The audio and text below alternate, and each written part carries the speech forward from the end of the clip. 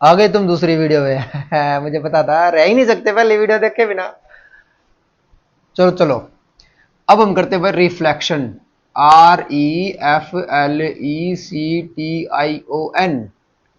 Reflection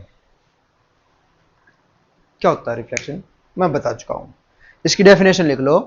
the process of returning the light, the process of returning the light, लिख लो रे तुम भी, अपनी नोटबुक निकाल लो। To the same medium after striking a surface, light to the same medium after striking the surface is called reflection of light, is called reflection of light। और जिस सरफेस से लाइट रिफ्लेक्ट हो रही है वो surface क्या कहलाता है? रिफ्लेक्टर। अब ये वर्ड तो आप लोगों ने सुना ही होगा, है ना? रिफ्लेक्टर का नाम सुना है ना?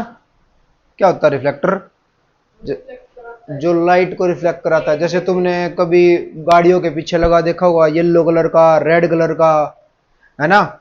जो कभी रोड साइड कुछ नोटिस वगैरह लगा रखे होंगे, वो चमकते दिखते हैं क्योंकि उनका जो बोर्ड है वो ही ऐसा बना रखा है कि उसके ऊपर लाइट पड़ेगी तो ज्यादा से ज्यादा चमकेगा, रिफ्लेक्ट करेगा लाइट को।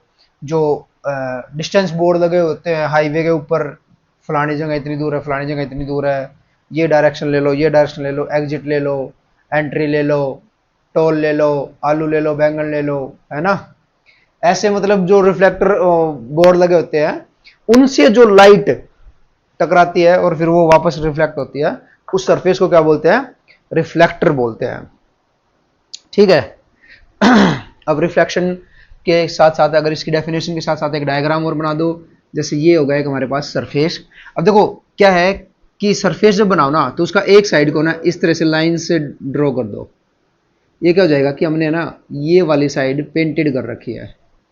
ठीक है। अगर मान लो मैं ग्लास स्लैब लेता हूँ और उसका एक साइड पेंटेड नहीं है तो वो क्या हो जाएगा? वो ग्लास स्लैब ही बन जाएगा। अब ये क्या बन गया? मिरर बन गया है। तो एक रिफ्लेक्टिंग सरफेस बन गया ये, है ना? एक तो तुम यूं शीशा ले लो जैसे जो खिड़कियों में लगा होता है, और उस शीशे को एक साइड से पेंट कर दो तो वो मिरर बन जाएगा। अब वो क्या करेगा? दूसरी डायरेक्शन में लाइट को रिफ्लेक्ट कर सकता है, वरना उसमें से क्या होती है? लाइट पास हो जाती है और वो रिफ्रैक्ट हो जाती है। तो देखो इसमें अगर मान लो लाइट बिल्कुल इसके ऊपर सीधी पड़ रही है, दोपहर का टाइम है और इस सरफेस के ऊपर बिल्कुल सीधी पड़ रही है, भाई यहां पे आ रही है। ठीक है। तो देखो इससे पहले ना एक बार इसके लॉ की बात कर लेते हैं। Laws of reflection. रिफ्लेक्शन के लॉज क्या कहते हैं? फर्स्ट लॉ कहता है incident angle is equal to reflected angle. ठीक है। ये क्या है? इंसिडेंट एंगल है और ये क्या है? रिफ्लेक्टेड एंगल है। ठीक है। अब देखो जब इंसिडेंट एंगल और रिफ्लेक्टेड एंगल दोनों क्या होंगे? इक्वल होंगे तो क्या होगा? रिफ्लेक्शन होगा। सेकंड लॉ इसका कहता है कि incident ray, reflected ray and normal ray all lie in the same plane. तीनों कहां लाई करती हैं? सेम प्लेन में लाई करती हैं। तो देखो इसका जो फर्स्ट लॉ है ना, इसके अकॉर्डिंग बात करते हैं। देखो मैंने क्या कहा कि एक रे आती है भाई जो इस सरफेस पे आके टकराती है। बात सही है, बिल्कुल सही है, तो मैं बता रहा हूं तो। ठीक है ना? अब ये इंसिडेंट रे हो सकती है क्योंकि क्या करे? इंसिडेंट कर रही है इसके ऊपर, तो ये होगी इंसिडेंट रे। इसके ऊपर आगे जो टकरा रही है वो होती है इंसिडेंट रे। अब ये सरफेस के साथ अगर देखें तो 90 डिग्री का एंगल बना रही है। ठीक है। हमने क्या कहा था कि इंसिडेंट एंगल क्या होना चाहिए? रिफ्लेक्टेड एंगल के बराबर होना चाहिए। तो अगर ये इंसिडेंट एंगल है तो रिफ्लेक्टेड एंगल क्या ऐसे 90 का बन सकता है? ऐसे 90 का बन जाएगा, सरफेस के साथ नहीं बनेगा। तो रिफ्लेक्टेड एंगल कैसे 90 का बनेगा? जब वो वापस इसी रास्ते से उल्टी चली जाएगी। ठीक है। ये तो मैंने एरो के साइन लगा दिए। अगर जब मैं बिल्कुल, मेरे पास एक लेजर लाइट है, उसकी लेजर लाइट को मैं बिल्कुल यूं 90 डिग्री पे यूं करके डालूं, तो क्या मैं बता सकता हूं कि वो किस डायरेक्शन में रिफ्लेक्ट हो रही है? बता सकता हूं भाई? नहीं बता सकता, क्योंकि वो उसी पाथ से तो वापस आ रही है। अब उसमें थोड़ी ना एरो के साइन लगे हुए हैं, ठीक है? तो जब ऐसी रे होती है जो बिल्कुल परपेंडिकुलर है सरफेस के, उस रे को हम क्या बोल देते हैं? Normal line. क्या बोल देते हैं भाई? Normal line. ठीक है, अब इसी के साथ इस नॉर्मल लाइन के रिस्पेक्ट में ही हम इंसिडेंट एंगल भी मेजर करेंगे और रिफ्लेक्टेड एंगल भी मेजर करेंगे। अब मैं कह रहा हूं कि कोई रे ना ऐसे आ रही थी सरफेस के ऊपर इंक्लाइन से, ठीक है? अब क्या करना है, जो एंगल मेजर करेंगे ना, हमारा जो इंसिडेंट एंगल होगा, वो इंसिडेंट एंगल हमारा ये नहीं है। समझ रहे हो मेरी बात को? वो इंसिडेंट एंगल ये नहीं है, इंसिडेंट एंगल हमारा ये है जो इस नॉर्मल लाइन के साथ बना हुआ है, ठीक है? अब मान लिया मैंने कि भाई ये जो आई था ना, ये 30 डिग्री था यहां पे, तो इधर एक रे गई है, ये इंसिडेंट करी इधर, ठीक है? ये इधर रिफ्लेक्ट कर गई। तो इधर मैंने मेजर किया कि भाई इधर जो एंगल आया ना वो आर, वो आ गया 40 डिग्री। ऐसा पॉसिबल है क्या? क्योंकि हमने तो यही पढ़ा था कि आई इजिकल टू क्या है? आर के है। तो ये आर भी कितना होना चाहिए इधर? 30 डिग्री, तभी तो रिफ्लेक्शन होगा, है कि नहीं? अब देखो, ये लाइन हो गई इंसिडेंट लाइन, इंसिडेंट लाइन या इंसिडेंट रे, और ये हो जाएगी रिफ्लेक्टेड रे, ठीक है? इंसिडेंट रे, नॉर्मल रे और रिफ्लेक्टेड रे, तीनों कहां लाई कर रही हैं? सेम प्लेन में लाई कर रही है। और सेम प्लेन मतलब एक ही प्लेन पे लाई कर रही है, तीनों की तीनों बोर्ड के ऊपर ही है। इनमें से कोई भी ऐसी रे नहीं है जो तुम्हें यूं दिखाई दे रही हो कि तुम्हें यूं कहना पड़ रहा हो कि सर एक बार कैमरा घुमाओ, जल्दी फोकस करो, और सामने इधर इधर इस तरीके से कोई भी रे ऐसे तुम्हें नहीं दिखाई दे रही होगी। मतलब इन तीनों लाइन में से कोई भी लाइन ऐसी है जो तुम्हें पॉइंट दिखाई दे रही हो? सोच क्या रहे हो, बताओ? नहीं ना? हाँ, कोई भी लाइन ऐसी नहीं है जो पॉइंट में हो यहां पे, क्योंकि इस 2D प्लेन पे है भाई। अगर कोई लाइन यहां से उठकर आ रही होती, तो देखो हम जब जेड प्लेन बनाते हैं ना, वाई एक्स और जेड प्लेन हम यूं करके बनाते हैं, एक्चुअल में ये जेड प्लेन हम बोर्ड पर 3D शेप्स को ड्रॉ करने का एक तरीका ढूंढ रखा हमने। एक्चुअल में ये जो जेड प्लेन है ना, वो यूं है सामने की तरफ, ठीक है? वो इस तरीके से है सामने की तरफ जेड प्लेन।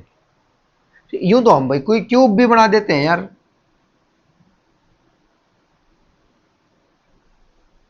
ये देखो, बन थोड़ी गया, आ ही नहीं रहा हाथ में, क्यूब तो आना चाहिए था, नहीं ना? लेकिन हमने क्या तरीके ढूंढ रखे 3D शेप्स बनाने के, ड्राइंग कर रखे हैं भाई, ये आर्ट है, ये भी एक तरह की, ठीक है ना? तो यहां तक की होगी बात। डेफिनेशन भी हो गया, डेफिनेशन के साथ ये डायग्राम बना दोगे तो भाई साहब मैं यूं कह रहा हूं कि एग्जामिनर तुम्हें 2 नंबर दे देगा एक नंबर के क्वेश्चन में, ठीक है? क्योंकि ये जो है ना, ये सब कुछ बता रहा है, ये डेफिनेशन भी बता रहा है, ये लॉज भी बता रहा है, ठीक है? देखो ये दोनों लॉ, फर्स्ट लॉ बता प्रूफ है, सेकंड लॉ प्रूफ है। देखो वही कह रहा हूं, पूछा हुआ है या नहीं पूछा हुआ है उसकी कोई दिक्कत नहीं है, लेकिन डायग्राम एक 3 लाइन खींचनी है यार, फटाफट खींच जाएंगी। इससे क्या है कि हमारा जो आंसर राइटिंग है ना, वो चीज सुधरती है, आंसर अच्छा बनता है इससे हमारा। ये सबको रटी रटाई चीज है, सबको पता है। लेकिन जब ये अगर चीज बना दी ना, इसमें कहीं तो थोड़ी बहुत गलती भी होगी, मान ले अगर इसमें थोड़ी बहुत गलती भी कहीं कर दी, डेफिनेशन थोड़ी बहुत गलत लिख दी और ये बना हुआ है, तो ये चीज बता रही है भाई कि ये चीज कैसे बना सकता है बच्चा जब इसके बारे में पता है, ठीक है? यहां पे नीचे साथ में भी ये लिख दियो, आई इजिकल टू आर, बस बात खत्म सारी। क्योंकि ये प्लेन में तो दिख ही रही है और आई इजिकल टू आर होता ही है, समझे? अब देखो रिफ्लेक्शन की बात आती है तो सबसे पहले हम रिफ्लेक्शन फ्रॉम प्लेन मिरर की बात करते हैं।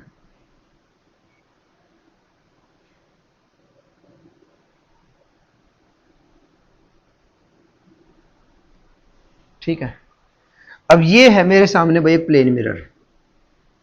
अब देखो कौन मान लेगा इसको प्लेन मिरर? कौन सी साइड का रिफ्लेक्शन सरफेस है इसका पता है? ए साइड का है या बी साइड का है?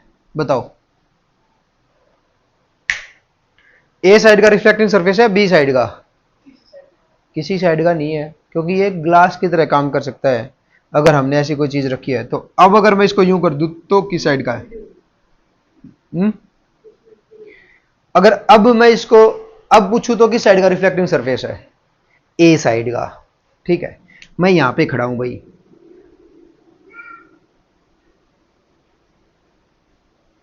ऐसा नहीं हूं मैं। ठीक है, अगर मैं मिरर के सामने ऐसे खड़ा हूं, यू सामने, और मिरर में मैं अपने से ही बात कर रहा हूं, तो अगर मैं मिरर में ये हाथ उठाऊं तो जो मिरर वाली मेरी इमेज है उसका तो ये हाथ उठेगा ना, उठेगा या नहीं उठेगा? अगर मिरर में मैं अपना ये हाथ उठा रहा हूं तो मिरर वाली इमेज का ये हाथ उठ रहा है, मतलब मेरा तो लेफ्ट हैंड है और उसका क्या है? राइट हैंड है। और मैं जब राइट हैंड उठाऊंगा तो मिरर वाली इमेज मुझे ऐसे हाई करेगी, हैंड से हाई फाई ऐसे करेगी, करेगी कि नहीं करेगी? तो वो कौन सा हो जाएगा? मेरा राइट है और उसका लेफ्ट हैंड है। ठीक है, तो इस तरह की जब इमेज फॉर्मेशन होती है ना तो उसको बोलते हैं, क्या बोलते हैं? Laterally inverted image. It's okay, no problem, no problem, just focus on the board. ठीक है, क्या मतलब है? कौन सी इमेज बनेगी वो? Laterally inverted. ठीक है, जिसमें राइट पार्ट जो है, जो राइट पार्ट है वो लेफ्ट दिखेगा और जो लेफ्ट पार्ट है वो राइट दिखेगा। ठीक है, वो एक मूवी है, कौन सी है मुझे याद नहीं आ रही, उसमें बार बार फोन पे जब भी बात होती है पूछता है कि आगे से जाके राइट लेना। सर कौन सा राइट, आपका राइट या मेरा राइट? तो किसका राइट लेना है? अगर वो मैं मान लो मैं तुम्हें ये कहूं कि आगे यहां से 10 किलोमीटर जाके एक चौक आएगा, उस चौक से राइट ले लेना, तो आप अपना राइट लोगे या मेरा राइट लोगे? कौन सा राइट लोगे? सोच के बताना मुझे ये बात। ठीक है, ये डेफिनेशन और ये लॉज ऑफ रिफ्लेक्शन उतार लो। अब देखो, इमेज जो बनेगी ना हमारे पास, इमेज फॉर्मेशन,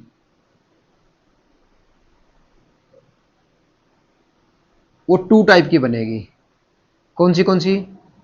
एक बनेगी रियल और एक बनेगी वर्चुअल। रियल और इन्वर्टेड की बात नहीं हो रही है, रियल की और वर्चुअल की बात हो रही है। रियल होती है जो वास्तविक है, और वर्चुअल होती है जिसको हम बस इमेजिन कर सकते हैं कि ऐसी बन रही होगी, उधर बन रही होगी। ठीक है, रियल जैसे हम उसको ऑब्जर्व कर सकते हैं ऐसे, या स्क्रीन पर जिसको हम उतार सकते हैं, वो होती है रियल और वर्चुअल। ठीक है, वर्चुअल मतलब इमेजिनरी है, इमेजिन किया गया है जिसको।